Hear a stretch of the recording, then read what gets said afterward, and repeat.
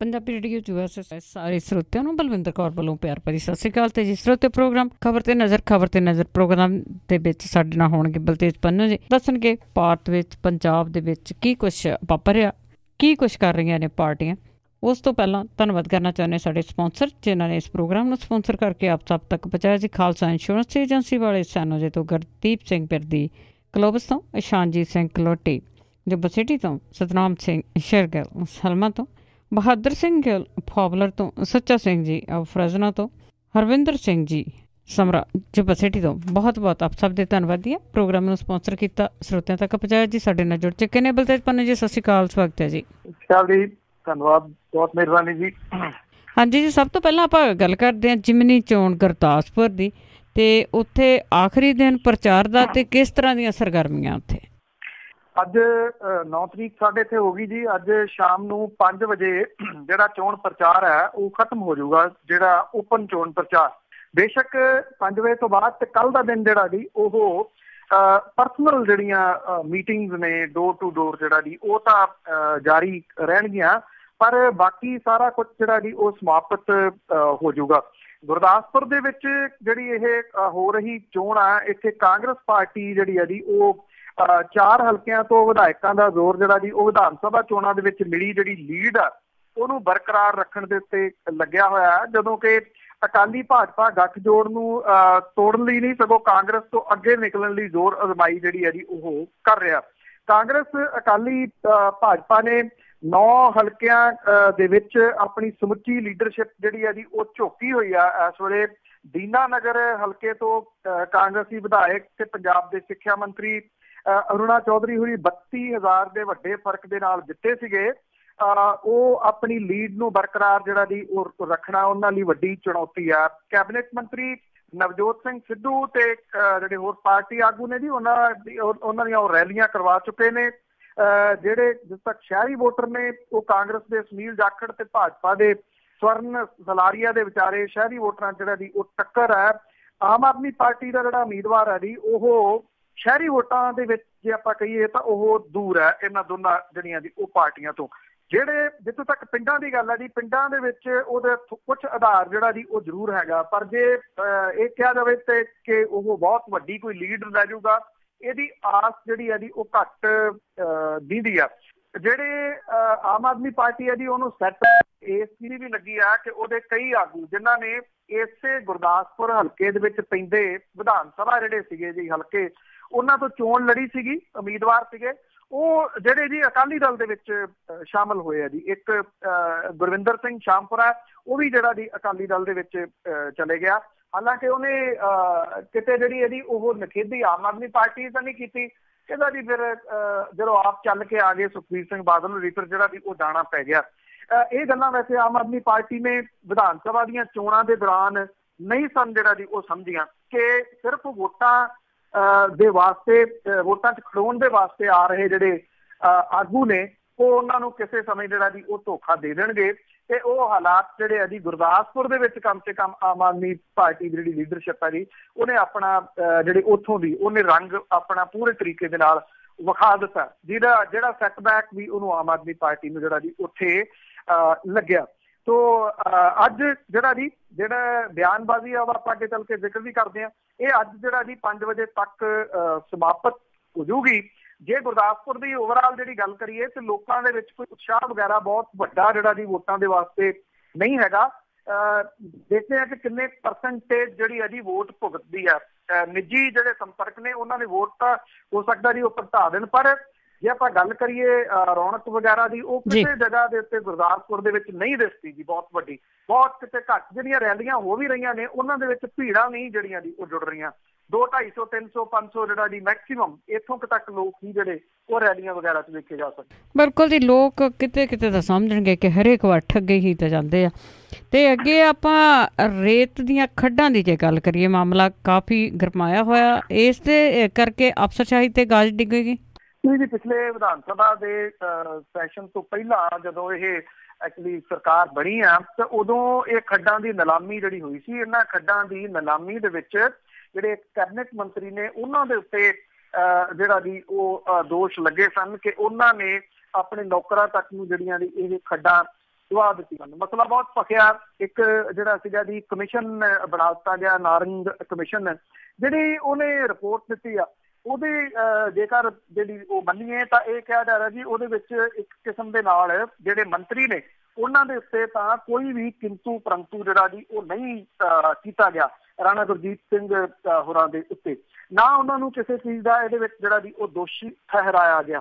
ਪਰ ਇਹ ਕਿਹਾ ਜਾ ਰਿਹਾ ਜੀ ਕਿ ਜਿਹੜੀ ਇਹ ਰਿਪੋਰਟ ਆ ਇਹਦੇ ਮੁਤਾਬਕ ਮਾਈਨਿੰਗ ਦੀਆਂ ਜਿਹੜੀਆਂ ਸੈਦਪੁਰ ਖੁਰਦ ਤੇ ਮਹਿਦੀਪੁਰ ਖੱਡਾਂ ਨੇ ਇਹਦੀ ਬੋਲੀ ਦੇ ਦੌਰਾਨ ਜਿਹੜੀਆਂ ਸ਼ਰਤਾਂ ਸੀਗੀਆਂ 5, 22 ਤੇ 25 ਦੀ ਖੁੱਲ੍ਹ ਕੇ ਉਲੰਘਣਾ ਜਿਹੜੀ ਹੈ ਜੀ ਉਹ ਹੋਈ ਦੱਸੀ ਜਾ ਰਹੀ ਆ।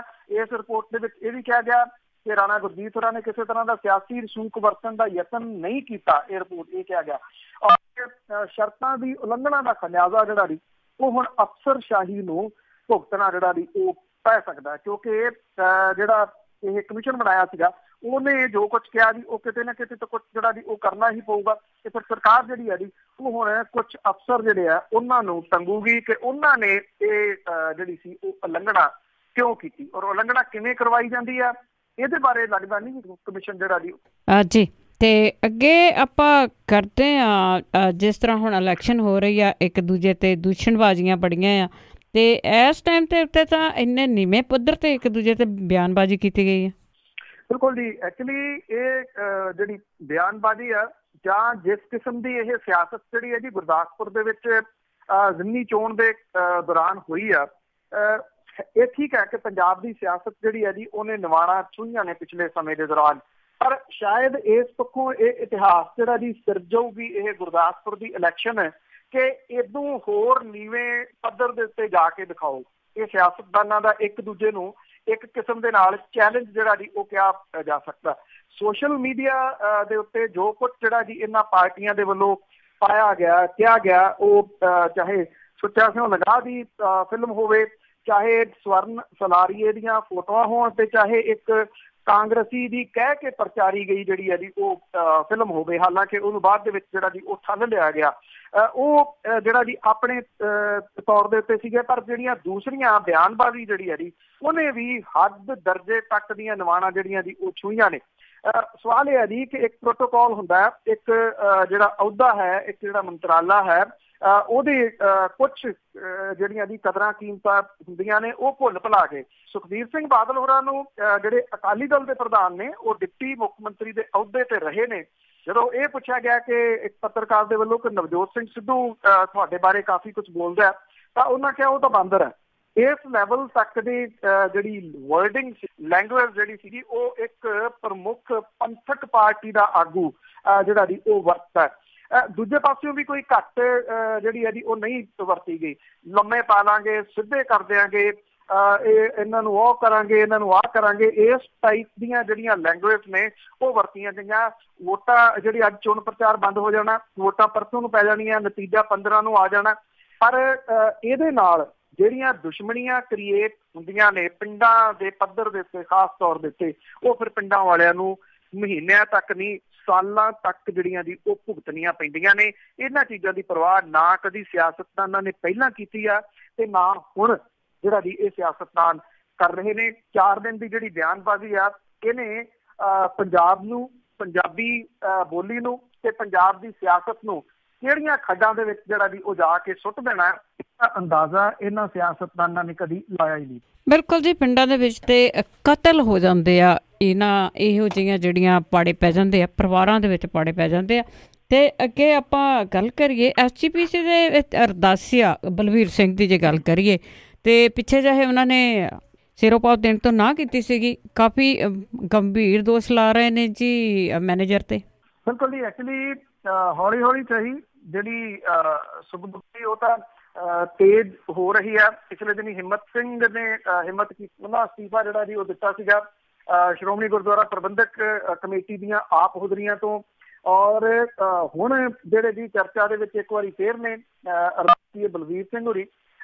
ਇੱਕ ਬਲਵੀਰ ਸਿੰਘ ਹੋਰੀ ਪਹਿਲੀ ਵਾਰੀ ਚਰਚਾ 'ਚ ਨਹੀਂ ਗਏ ਜੀ, ਇਸ ਤੋਂ ਪਹਿਲਾਂ ਵੀ ਉਹ ਹੁਣ ਸਾਬਕਾ ਹੋ ਗਏ ਜਿਹੜੇ ਮੁੱਖ ਮੰਤਰੀ ਨੇ ਪ੍ਰਕਾਸ਼ ਸਿੰਘ ਬਾਦਲ ਹੋਰਾਂ ਨੂੰ ਉਹਨਾਂ ਨੇ ਸਿਰੋਪਾਓ ਦੇਣ ਤੋਂ ਨਾ ਕਰ ਦਿੱਤੀ, ਔਰ ਹੁਣ ਉਹਨਾਂ ਨੇ ਹਰਿਮੰਦਰ ਸਾਹਿਬ ਦੇ ਮੈਨੇਜਰ ਤੇ ਉਹਨੂੰ ਸੇਵਾਵਾਂ ਦੇ ਵਿੱਚ ਹਾਜ਼ਰ ਹੋਣ ਲਈ ਅੜਿੱਕਾ ਉਹ ਖੜਾ ਕਰ ਰਿਹਾ, ਜਿਹਦੇ ਖਿਲਾਫ ਉਹ ਹਾਈ ਕੋਰਟ ਦਾ ਦਰਵਾਜ਼ਾ ਜਿਹੜਾ ਜੀ ਉਹ ਖੜਕਾਉਣਗੇ।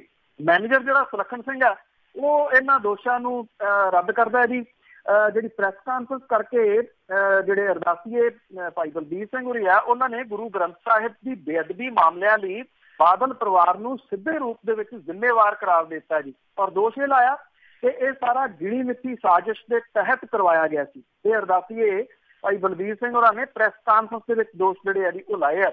ਉਹਨਾਂ ਕਿਹਾ ਕਿ ਡੇਰਾ ਸਰਸਾ ਦੇ ਮੁਖੀ ਨੂੰ ਮਾਫ਼ ਕਰਨ ਤੋਂ ਬਾਅਦ ਸਿੱਖ ਪੰਥ ਦੇ ਵਿੱਚੋਂ ਉੱਠੀ ਰੋਸ ਦੀ ਲਹਿਰ ਕਰਕੇ ਸਿੱਖਾਂ ਨੂੰ ਆਪਸ ਦੇ ਵਿੱਚ ਉਲਝਾਉਣ ਲਈ ਬੇਅਦਬੀ ਦੀਆਂ ਜਿਹੜੀਆਂ ਘਟਨਾਵਾਂ ਸੀ ਉਹਨਾਂ ਨੂੰ ਅੰਜਾਮ ਦਿੱਤਾ ਗਿਆ। ਔਰ ਉਹਨਾਂ ਕਿਹਾ ਕਿ ਹੁਣ ਤੱਕ 100 ਤੋਂ ਵੱਧ ਥਾਵਾਂ ਦੇ ਉੱਤੇ ਇਸ ਤਰ੍ਹਾਂ ਦੀਆਂ ਘਟਨਾਵਾਂ ਜਿਹੜੀਆਂ ਵਾਪਰੀਆਂ, ਪਰ ਕਿਸੇ ਨੂੰ ਜਿਹੜੀ ਜੀ ਉਹ ਸਜ਼ਾ ਨਹੀਂ ਹੋਈ। ਉਹਨਾਂ ਨੇ ਜਿਹੜਾ ਸ਼੍ਰੋਮਣੀ ਕਮੇਟੀ ਦੇ ਪ੍ਰਧਾਨ ਨੇ ਕਿਰਪਾਲ ਸਿੰਘ ਬਡੂੰਗਰ ਹੋਰਾਂ ਨੂੰ ਸਿੱਖੀ ਸਿਧਾਂਤਾਂ ਤੇ ਪਹਿਰਾ ਦੇਣ ਵਾਲੇ ਨੇਕ ਇਨਸਾਨ ਕਰਾਰ ਦਿੱਤਾ, ਪਰ ਆਖਿਆ ਕਿ ਉਹਨਾਂ ਦੇ ਉੱਤੇ ਸਿਆਸੀ ਦਬਾਅ ਜਿਹੜਾ ਬਣਾਇਆ ਗਿਆ, ਜਿਹਦੇ ਕਰਕੇ ਕਿਸੇ ਵੀ ਕਰਮਚਾਰੀ ਜਾਂ ਅਧਿਕਾਰੀ ਦੀ ਨਿਯੁਕਤੀ, ਤਬਾਦਲਾ ਜਾਂ ਮੁਅੱਤਲੀ ਉਹਨਾਂ ਦੇ ਹੱਥ ਦੇ ਵਿੱਚ ਜਿਹੜੀ ਆ ਜੀ ਉਹ ਹੈ ਹੀ ਨਹੀਂ। ਸਵਾਲ ਇਹ ਆ ਕਿ ਇਹ ਭਾਈ ਬਲਵੀਰ ਸਿੰਘ ਹੋਰੀ ਜਿਹੜੇ ਬੋਲੇ ਨੇ, ਜਿਹੜਾ ਇਹਨਾਂ ਨੇ ਇੱਕ ਪ੍ਰੈਸ ਕਾਨਫਰੰਸ ਦੇ ਵਿੱਚ ਖਾਸ ਤੌਰ ਦੇ ਉੱਤੇ ਗੁਰੂ ਗ੍ਰੰਥ ਸਾਹਿਬ ਦੀ ਬੇਅਦਬੀ ਦੀਆਂ ਘਟਨਾਵਾਂ ਦਾ ਜਿਹੜਾ ਜੀ ਉਹ ਜ਼ਿਕਰ ਕੀਤਾ, ਮੇਰੀ ਜਾਤੇ ਇਹਨਾਂ ਨੂੰ ਨਾ ਸਿਰਫ ਪ੍ਰੈਸ ਕਾਨਫਰੰਸ ਤੱਕ ਸੀਮਤ ਰਹਿਣਾ ਚਾਹੀਦਾ, ਬਲਕਿ ਇਹ ਮਾਮਲਾ ਜਿਹੜਾ ਜਾਂਚ ਕਰ ਰਿਹਾ ਜਸਟਿਸ ਹੈ ਰਣਜੀਤ ਸਿੰਘ ਹੋਰਾਂ ਦਾ ਕਮਿਸ਼ਨ, ਉਹਦੇ ਕੋਲੇ ਇਹਦੇ ਸੰਬੰਧੀ ਜੇ ਉਹਨਾਂ ਕੋਲੇ ਕੋਈ ਸਬੂਤ ਹਨ ਤਾਂ ਉਹ ਜ਼ਰੂਰ ਜਿਹੜੇ ਆ ਜੀ ਉਹ ਦੇਣੇ ਚਾਹੀਦੇ ਆ, ਕਿਉਂਕਿ ਇਹ ਉਹਨਾਂ ਦਾ ਬਿਆਨ ਉਸ ਸਮੇਂ ਆਇਆ ਜਦੋਂ ਜਸਟਿਸ ਰਣਜੀਤ ਸਿੰਘ ਹੋਰਾਂ ਦਾ ਜਿਹੜਾ ਕਮਿਸ਼ਨ ਹੈ ਉਹਦੇ ਸਾਹਮਣੇ ਕਿਸੇ ਵੀ ਜਿਹੜਾ ਜੀ ਸ਼੍ਰੋਮਣੀ ਗੁਰਦੁਆਰਾ ਪ੍ਰਬੰਧਕ ਕਮੇਟੀ ਦੇ ਪ੍ਰਧਾਨ ਦੇ ਵੱਲੋਂ ਇਹ ਕਿਹਾ ਗਿਆ ਕਿ ਕੋਈ ਵੀ ਜਿਹੜਾ ਵਿਅਕਤੀ ਆ ਉਹਨਾਂ ਦੇ ਕੋਲੇ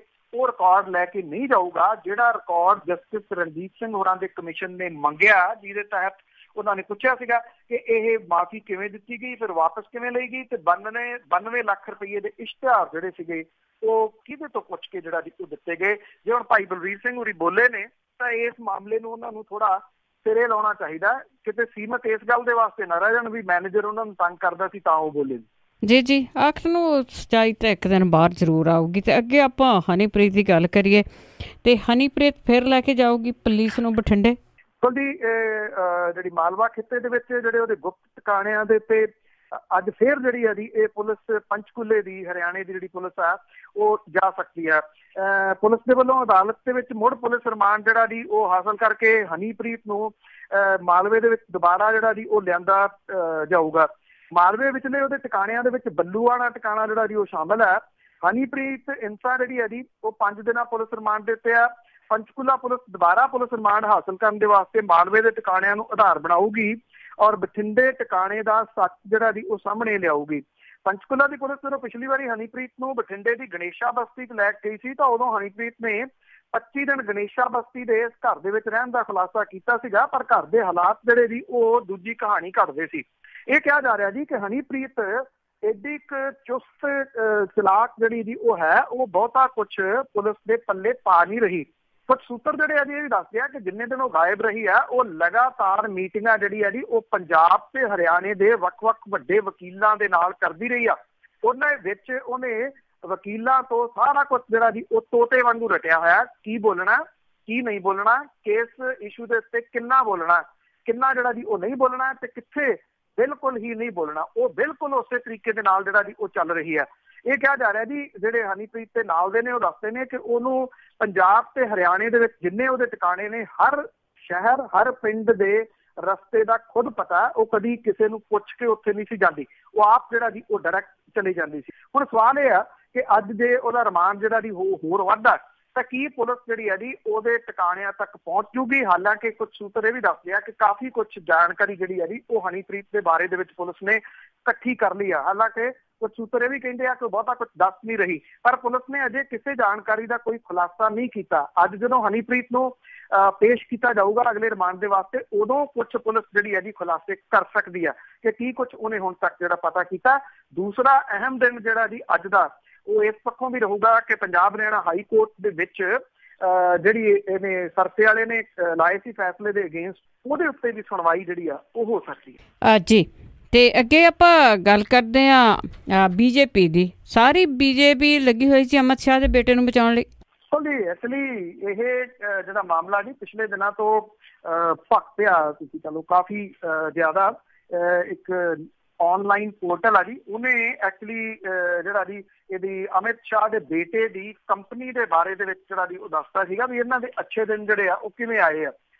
ਔਰ ਇਹ ਕਿਹਾ ਗਿਆ ਸੀਗਾ ਕਿ ਇਹਦੇ ਵਿੱਚ ਜਿਹੜਾ ਉਹ 2 ਸਾਲ ਪਹਿਲਾਂ ਤੱਕ ਘਾਟੇ ਦੇ ਵਿੱਚ ਦਿਖਾਉਂਦੀ ਜਿਹੜੀ ਕੰਪਨੀ ਸੀਗੀ, ਉਹ ਇੱਕਦਮ ਕਰੋੜਾਂ ਰੁਪਏ ਦੀ ਜਿਹੜੀ ਹੈ ਜੀ ਉਹ ਕਿਵੇਂ ਹੋ ਗਈ, ਔਰ 1600% ਮੁਨਾਫੇ ਦੇ ਵਿੱਚ ਜਿਹੜੀ ਜੀ ਉਹ ਕਿਵੇਂ ਚਲੇਗੀ। ਇਹਦੇ ਨਾਲ ਜਿਹੜੀ ਇਹਦੀ ਬੁਖਲਾਹਟ ਵੱਡੀ ਪੈਦਾ ਹੋ ਗਈ, ਔਰ ਇਸ ਬੁਖਲਾਹਟ ਜਿਹੜੀ ਸੀਗੀ ਜੀ ਉਹਦੇ ਨਾਲ ਜਿਹੜੀ ਬੀਜੇਪੀ ਆ ਉਹਦੇ ਜਿਹੜੀ ਲੀਡਰਸ਼ਿਪ ਨੇ ਇਹ ਵੀ ਕਹਿਤਾ ਕਿ ਇਹ ਜਿਹੜਾ ਆਨਲਾਈਨ ਪੋਰਟਲ ਆ ਇਹਨੂੰ 100 ਕਰੋੜ ਰੁਪਏ ਦੇ ਮਾਨਹਾਨੀ ਦਾ ਦਾਅਵਾ ਜਿਹੜਾ ਜੀ ਉਹ ਇਹਦੇ ਉੱਤੇ ਕੀਤਾ ਜਾ ਰਿਹਾ। ਇਸ ਪੋਰਟਲ ਨੇ ਜਿਹੜੀ ਇਹਨਾਂ ਦੇ ਵਕੀਲ ਦੇ ਨਾਲ ਟੈਕਸਟ ਮੈਸੇਜ ਦੇ ਉੱਤੇ ਗੱਲਬਾਤ ਜਿਹੜੀ ਹੋਈ, ਜਿਹਦੇ ਵਿੱਚ ਇਹਦਾ ਕੋਈ ਸਪਸ਼ਟੀਕਰਨ ਪੁੱਛਿਆ ਗਿਆ ਸੀਗਾ ਲੀਗਲੀ ਤੌਰ ਉੱਤੇ ਕਿ ਕੀ ਕਹਿਣਾ ਚਾਹੁੰਦੇ ਆ, ਉਹਦੇ ਵਿੱਚ ਜਿਹੜੀ ਧਮਕੀ ਦਿੱਤੀ ਗਈ ਵਕੀਲਾਂ ਦੇ ਵੱਲੋਂ ਵੀ ਤੁਸੀਂ ਛਾਪ ਕੇ ਦਿਖਾਓ, ਫਿਰ ਮਾਨਹਾਨੀ ਦੇ ਕੇਸ ਦੇ ਵਾਸਤੇ ਤਿਆਰ ਰਹਿਣਾ, ਉਹਨਾਂ ਨੇ ਉਹ ਵੀ ਜਿਹੜੀ ਹੈ ਜੀ ਉਹ ਛਾਇਆ ਕਰਤੀ ਹੈ। ਇਹਦੇ ਨਾਲ ਨਿਰਸੰਦੇਹ ਜਿਹੜੇ ਆਪੋਜੀਸ਼ਨ ਆ ਜੀ ਉਹਦੇ ਕੋਲੇ ਇੱਕ ਵੱਡਾ ਮੁੱਦਾ ਤਾਂ ਜਿਹੜਾ ਉਹ ਆ ਹੀ ਗਿਆ, ਪਰ ਇਹਦਾ ਦੂਜਾ ਪੱਖ ਇਹ ਵੀ ਆ ਕਿ 100 ਕਰੋੜ ਰੁਪਏ ਦੀ ਮਾਨਹਾਨੀ ਦਾ ਦਾਅਵੇ ਦਾ ਜਿਹੜੀ ਗੱਲ ਕਹਿ ਕੇ ਜਿਹੜਾ ਕਿ ਇਹ ਕਿਹਾ ਜਾ ਰਿਹਾ ਕਿ ਅੱਜ ਉਹ ਕਰ ਸਕਦੇ, ਉਹ ਦੂਜਿਆਂ ਨੂੰ ਚੁੱਪ ਕਰਾਉਣ ਦੇ ਜਿਹੜਾ ਜੀ ਉਹ ਚੱਕਰ ਦੇ ਵਿੱਚ ਹੈ। ਇਸੇ ਕਰਕੇ ਜਿਹੜਾ ਇੱਥੋਂ ਦਾ ਮੀਡੀਆ ਤਾਵੇਂ ਮੀਡੀਅਮ ਜਿਹੜਾ ਜੀ ਉਹ ਛੱਡ ਕੇ ਉਹ ਇਸ ਰਿਪੋਰਟ ਦਾ ਬਹੁਤਾ ਜਿਹੜਾ ਜੀ ਉਹ ਜ਼ਿਕਰ ਨਹੀਂ ਕਰ ਰਿਹਾ।